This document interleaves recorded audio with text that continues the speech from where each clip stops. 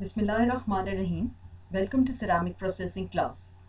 This video is a part of Ceramic Processing lecture series. In this video, we will discuss science of colloidal processing. First of all, colloids. Colloids consist of two distinct phases. A continuous phase, which is referred to as dispersion medium, and a fine dispersed particulate phase, which is the dispersed phase. In general, the two phases may be either solid, liquid, or gases, which give rise to various types of colloidal system. The dispersed particles generally have a dimension ranging from 1 to 1000 nanometer, sometimes referred to as the colloidal size range. In the processing of ceramics, colloidal suspension, we usually refer to as sols, consists of dispersion of solid particles in liquid, which are particular of interest. They are being increasingly used in consolidation of ceramic powders to produce green bodies. Compared to powder consolidation in this dry or semi-dry state, that is pressing in a die, colloidal method leads to a better packing uniformity in the green body, which in turns gives us a better microstructure control during firing. Colloidal solution, if consists of polymer molecules dissolved in a liquid, the size of the polymer molecules in solution falls in the colloidal size range, so that these systems are also considered to be part of colloidal science. Polymer solutions are relevant to the fabrication of ceramics by the solution or the sol gel route. Now there are various types of colloids. Colloids are broadly divided into two classes: lyophilic colloids and lyophobic colloids. When these colloids are dispersed in a liquid, but it's specifically water, these colloids are also can be called as hydrophilic and hydrophobic. Hydrophilic, the liquid loving colloids, are those in which there is a strong affinity between the dispersed particle and the liquid. The liquid is strongly absorbed on the surface of the particle, so that the interface between the particle and the liquid is very similar to the interface between the liquid and itself.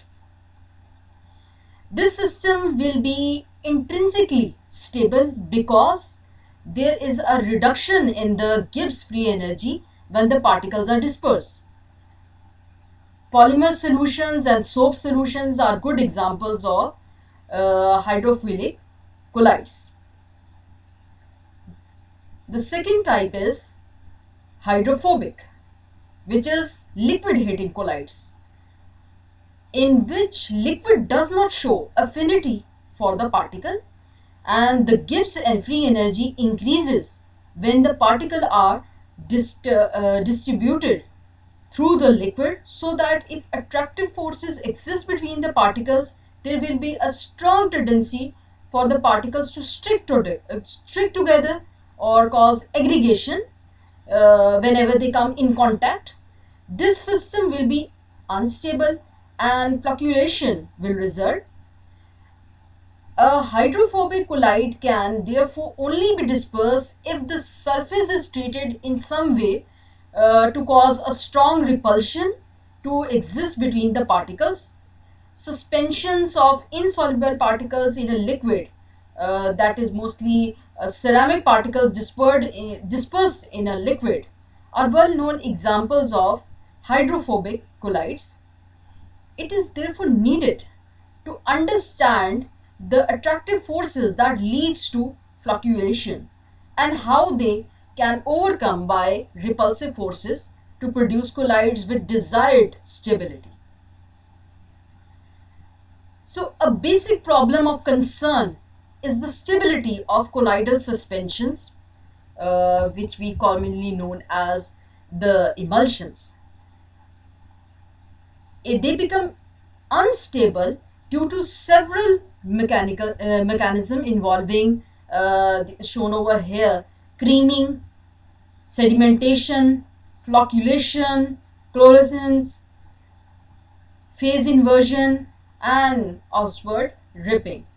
In an immersion, the droplets are always, when we say immersion, it means the suspension of colloids, always trying to come close together due to some molecular intermolecular forces, and this could lead to aggregation such as flocculation.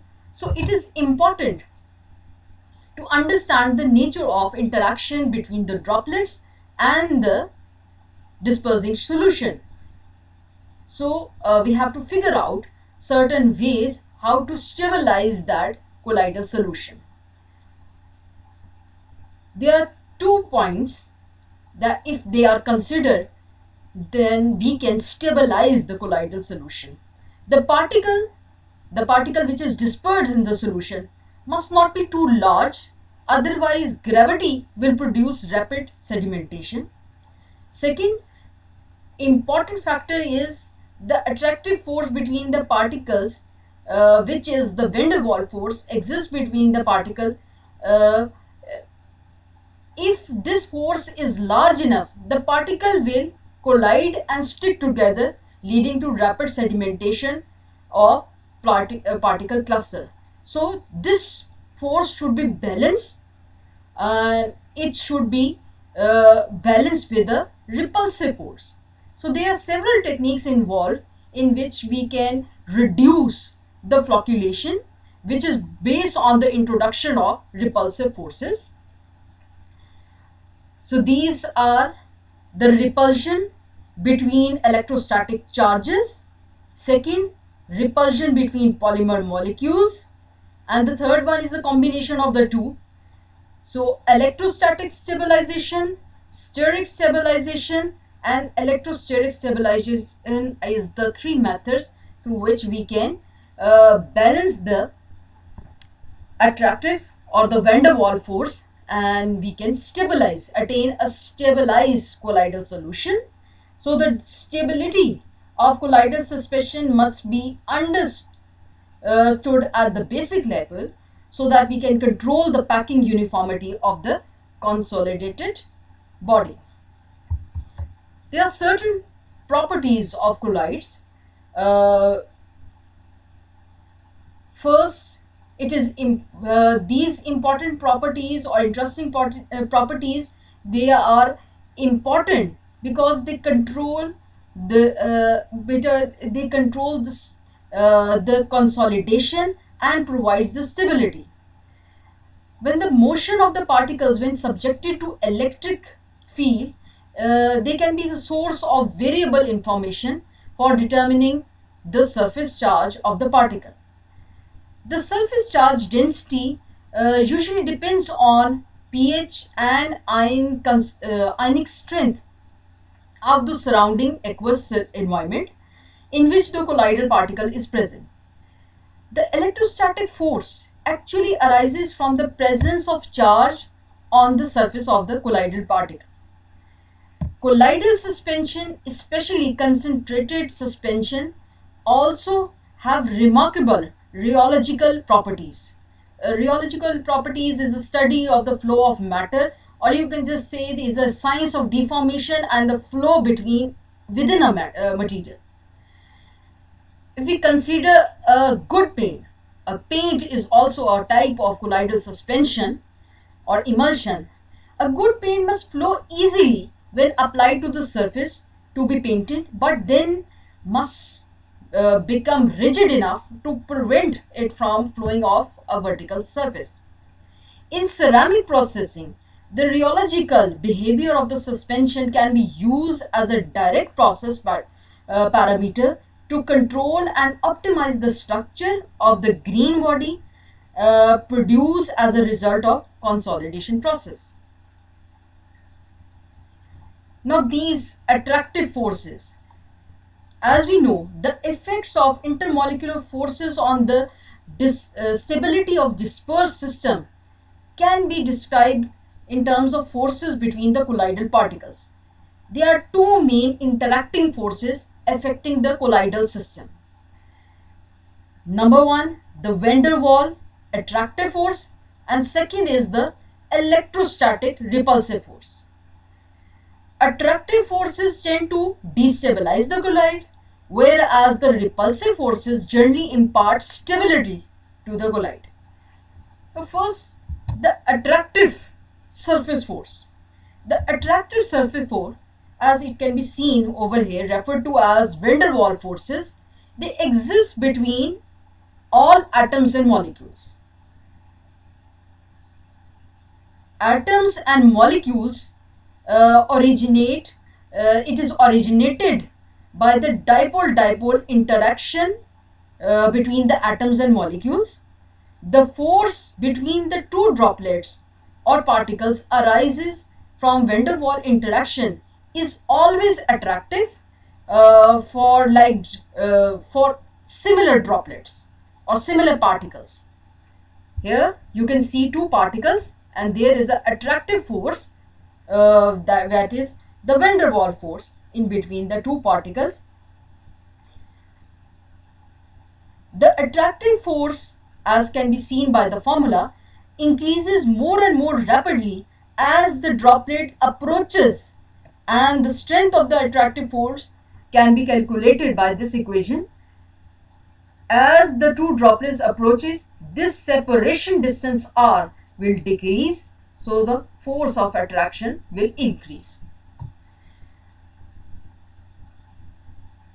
These attractive surface forces are divided into three groups. Number one, dipole-dipole forces.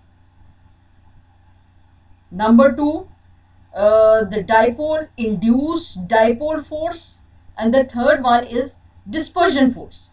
The dipole-dipole force, in dipole-dipole force, a molecule, considering a molecule of hydrochloride, because it is a largely ionic, has large ionic bonding, so has a positive charge and a negative charge separation, positive charge of hydrogen and negative charge of chlorine. They have a separation distance of 0.1 nanometer. So there consists a minute electrodipole. So when a polar hydrochloride molecule will interact with another polar hydrochloride molecule, it will produce a net attractive force. While the second one, a polar molecule hydrochloride can induce a dipole in a non-polar atom or molecule. That is, if you consider an example, an argon atom, it can cause causing an attractive force between them. And the third one, dispersion force, or called the London forces. This type of force exists between non-polar atoms and molecules. Now let's see it one by one in detail. First, the dipole-dipole forces. Dipole-dipole forces are, as mentioned earlier, is an attractive force, is a type of attractive force between the positive end of one polar molecule and the negative end of the another polar molecule. Here it can be seen that negative and positive. So there is a dipole-dipole interactive force in between. They are much weaker than ionic or covalent bonds and have a significant effect on only on the molecules involved which are touching each other. So these are the dipole-dipole forces. Next is the dipole-induced dipole forces. Induced dipole forces result when an ion or a dipole induce a dipole in an atom or a molecule with no dipole. Here you can see a spherical atom with no dipole, and the dot indicates that there is a nucleus, and around the nucleus the electrons are revolving. These are also a weak force. An ion induced dipole attraction is a weak attraction that results when this non-dipole approaches an ion and it induces a dipole in an atom or in a non-polar molecule by disturbing the arrangement of electrons in a one. Upon the approach of the charged ion towards this spherical atom with no dipole, a dipole is induced in that non-polar molecule. So when a polar molecule approaches a non-polar molecule, it induces a dipole force, which is also a weak attractive force. The third one is dispersion force, or we say it a London force, London dispersion force. It is the weakest intermolecular force. This force is temporary attractive force that results when the electron in two adjacent atoms occupy position that makes the atom form temporary dipoles. They are also called as induced dipole or induced dipole attraction. As we know that atoms have a symmetrical distribution of electrons around the nucleus. So there is no dipole. This situation is only valid or true for an average time. At any instant of time, the electron cloud undergoes local flocculation in charge density, leading to an instantaneous dipole. This instantaneous dipole produces an electric field that polarizes the electron distribution in a neighboring atom. Here we can see an unsymmetrical distribution, and this unsymmetrical distribution will interact with the neighboring atom. As the neighbor atom itself acquires a dipole, this interaction between them is called the induced dipole wave attraction. So here you can see when an induced dipole approaches another atom, it induces dipole in that polar atom also. Now next is stabilization of colloidal suspension. As mentioned earlier, that a stabilized colloid is necessary for high packing uniformity of the green body and for the consolidation of the ceramic. So stabilization of colloidal suspension.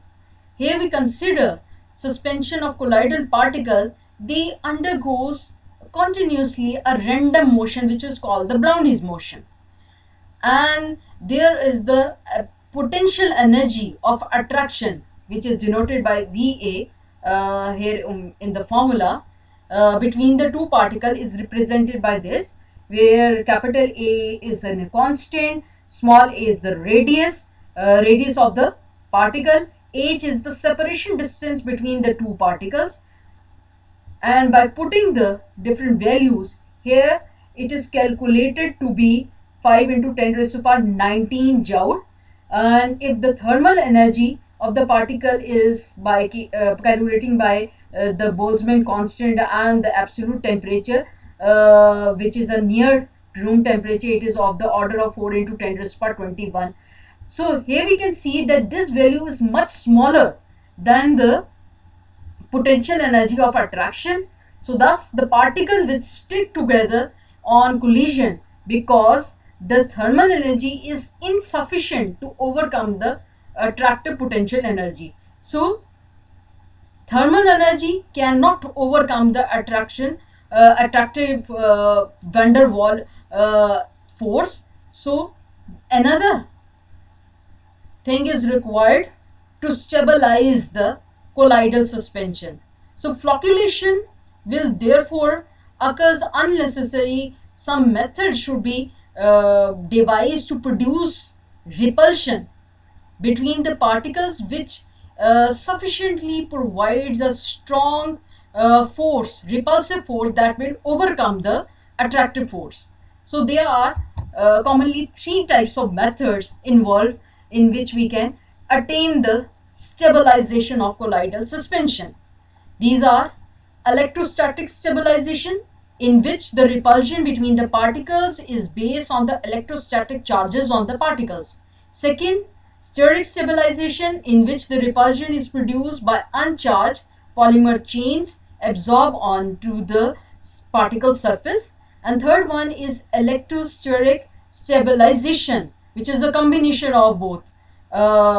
It is achieved by adsorption of charged polymers onto the particle surface. Now, electrostatic stabilization. Electrostatic stabilization, it occurs when the repulsion between the particles is achieved by electrostatic charges on the particle. The particle require an electrostatic charge in an aqueous solution by general principle of double layer. An electrical double layer of charge is produced around each particle, and the repulsion occurs as a result of the interaction of the double layer. So there are following steps through which we can understand the electrostatic stabilization process. The surface charge, formation of double layer, zeta potential, and DLVO theory. So let's see how particles attain this repulsive force. First of all, surface charge. The particle dispersed in a liquid acquires surface charge. The main process by which particle dispersed in a liquid can acquire a surface charge are peripheral absorption of ions, dissociation of the surface groups, isothermic substitution, adsorption of charged polymers. In these four methods, peripheral adsorption of ions from solution is the most common process for oxide particles in water, whereas isomorphic substitution is commonly found in clay. The adsorption of polyelectrolytes is the main charging mechanism in electrosteric stabilization.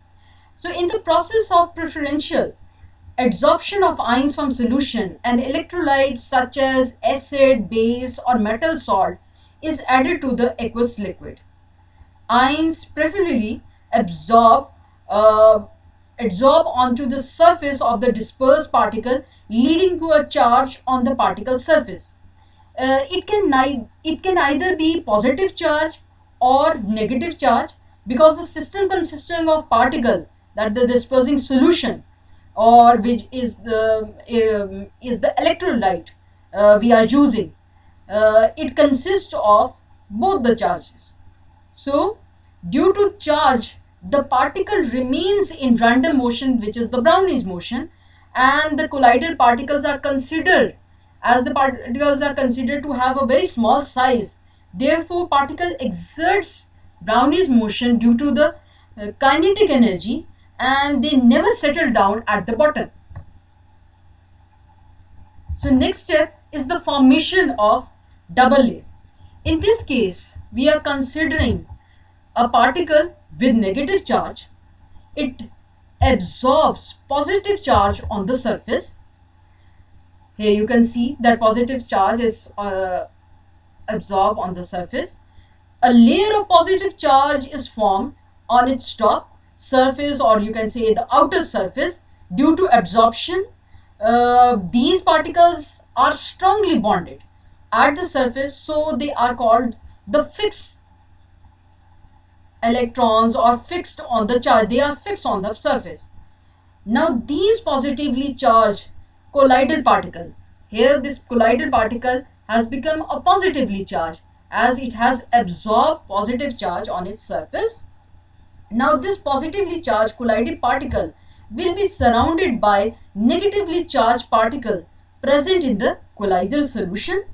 The negative charged particles or the charges forms a layers around the positive charged colloidal particle. The positive charge layer present on the collided particle due to absorption is fixed and it cannot move or change. This layer is called the fixed or stern layer, while shown over here in the white, while the negative layer is in the solution and not on the particle surface, so it can move or change. This layer is known as the diffuse layer.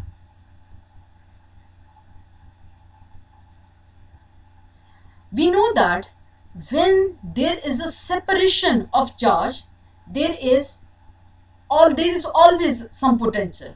So the potential difference between a positively charged stern layer and the negatively charged diffuse layer is called the zeta potential. And within the diffusion layer, there is an imaginary boundary. This imaginary boundary, which is created due to the negative charge, which can move and change, is called the slipping plane.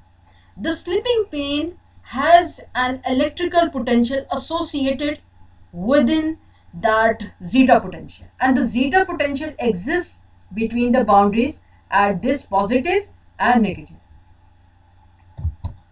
Here you can see that the zeta potential, it exists between the interfaces of the two layers, the stern layer and the diffuse layer. Zeta potential tells us about the effectiveness of the surface charge for electrostatically stabilized dispersion. Higher the value of zeta potential, the more stable the dispersion is likely to be.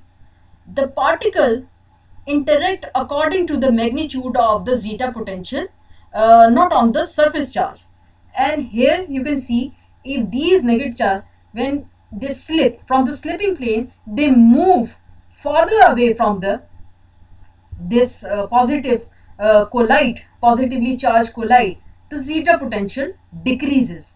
So as the distance from the particle surface increases, the zeta potential decreases. So as the separation distance H decreases, the overlap of the double layer causes the potential to increase, giving rise to a repulsive force that tends to oppose further approach. So the attractive van der Waals force has been converted into a repulsive force. So this was explained by DLVO theory. In the DLVO theory, it was named after 4 scientists mentioned over here. In this theory, the magnitude of the stabilizing energy barrier was calculated from the sum of the electrostatic double layer repulsion and the van der Waals attraction. The repulsive potentials are positive, while here you can see the repulsive potentials were positive, while the attractive potentials are negative. A positive resultant corresponds to an energy barrier in repulsion, while a negative resultant corresponds to attraction and hence cause aggregation. These additive forces express as a potential energy versus separation curve. This is the separation distance, and this figure is based on DLVO theory.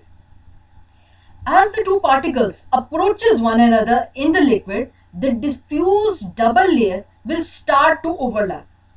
It is the interaction between the double layer that gives rise to the repulsion between the particles.